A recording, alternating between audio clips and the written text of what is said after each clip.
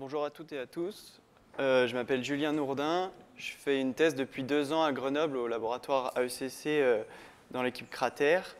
Et je vous propose aujourd'hui une restitution de la manière dont je considère faire de la recherche par le projet dans le cadre de ma thèse, qui est plutôt focalisée sur les matériaux en terre crue.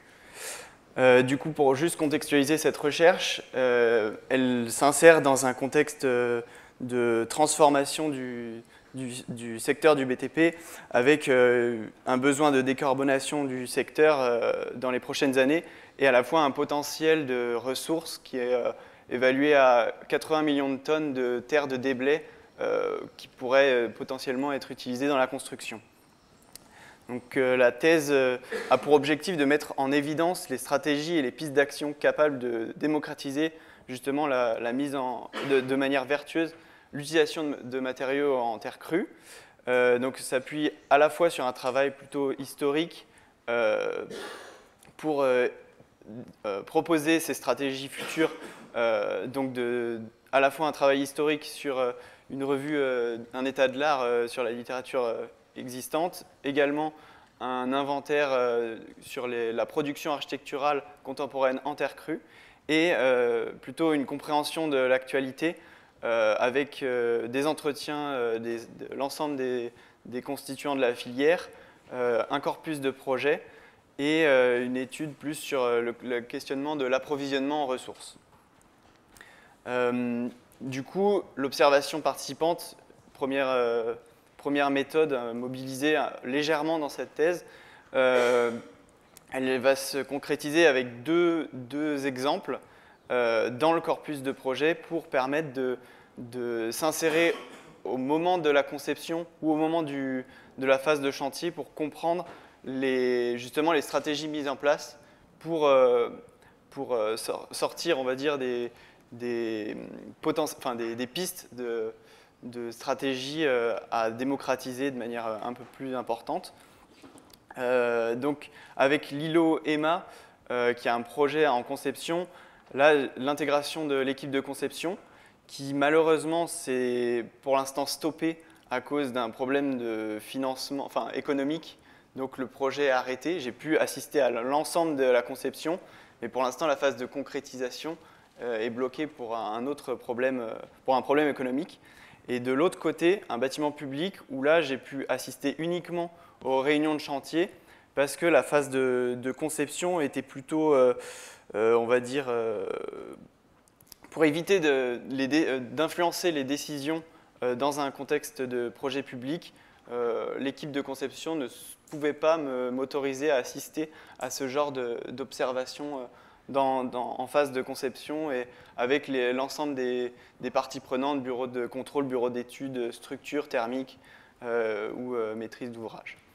Alors peut-être pour faire un peu un pas de côté par rapport à cette thèse, juste avant de commencer cette thèse, j'ai aussi eu l'occasion d'être ouvrier et manœuvre pour faire des murs en pisé.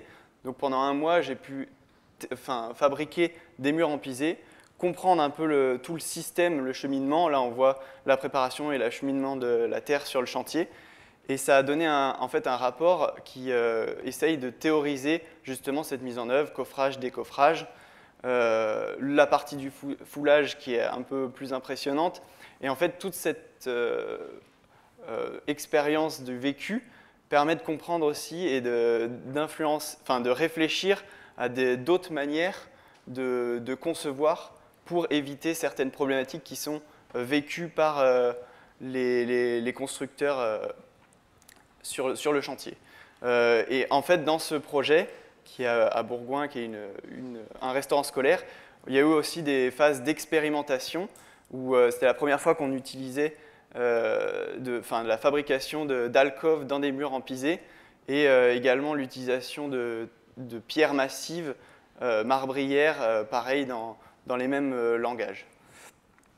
Donc l'expérimentation, justement, autre méthode mobilisée dans la thèse, qui en architecture, pour ma part, plutôt focalisée sur les matériaux, va se se développer plutôt à l'échelle 1, avec justement essayer de valider ou préciser une hypothèse qui est faite sur la production ou la mise en œuvre de matériaux.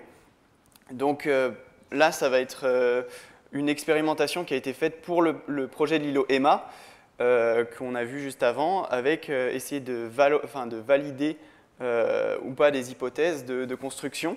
Donc c'était à la fois une participation observante qui donne ensuite des premiers résultats avec des échecs qui doivent donc être repris pour réussir à construire des blocs en terre coulée qui sont une fois en bon état, une fois secs, qui sont assemblés pour réfléchir également à la manière dont on les assemble sur le chantier.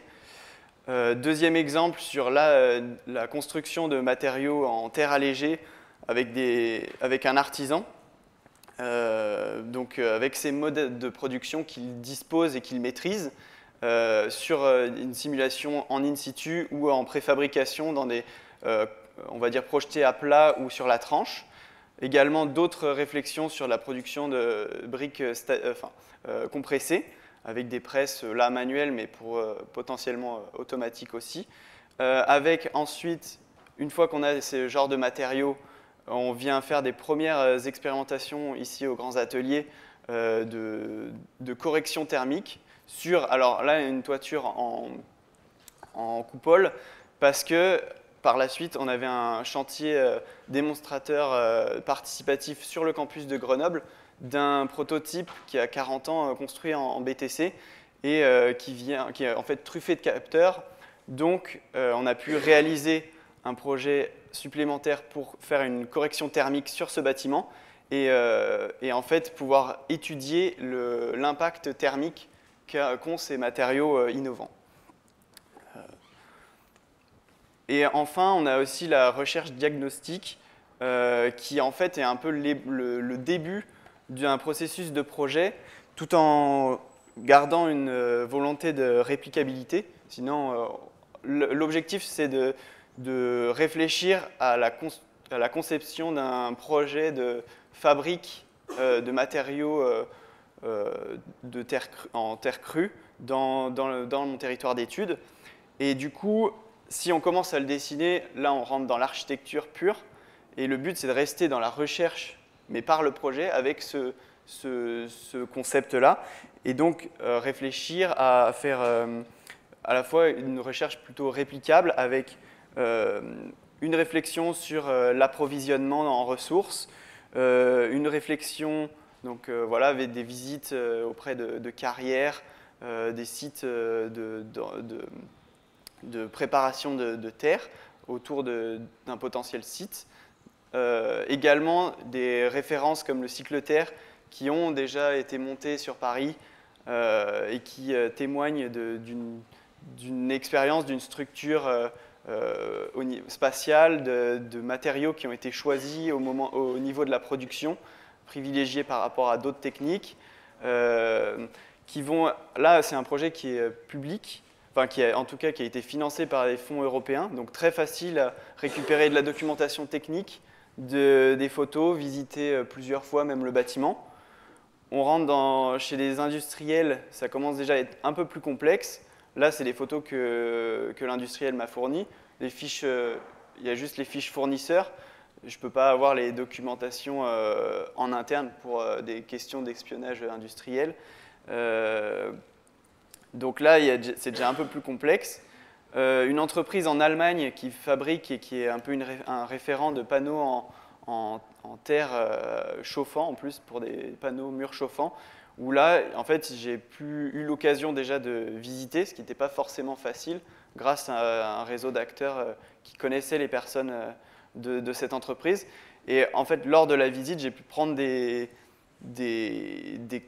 cotations sur le brouillon pour, en fait, ou par le souvenir, redessiner comment est structuré, comment est organisé spatialement, mais aussi les méthodes de production qui ont été faites par cette entreprise qui, là, ne voulait pas communiquer justement ces process de manière plus par photo. Enfin, voilà.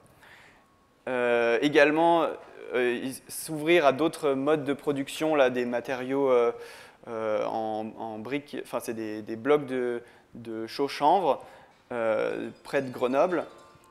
Et également une réflexion sur la structuration, donc l'obtention de financement pour ce genre de structure, comment on monte un projet, le cycloterre avec des fonds européens, pareil pour Brick Technique Concept que je suis allé voir mardi qui est juste à côté.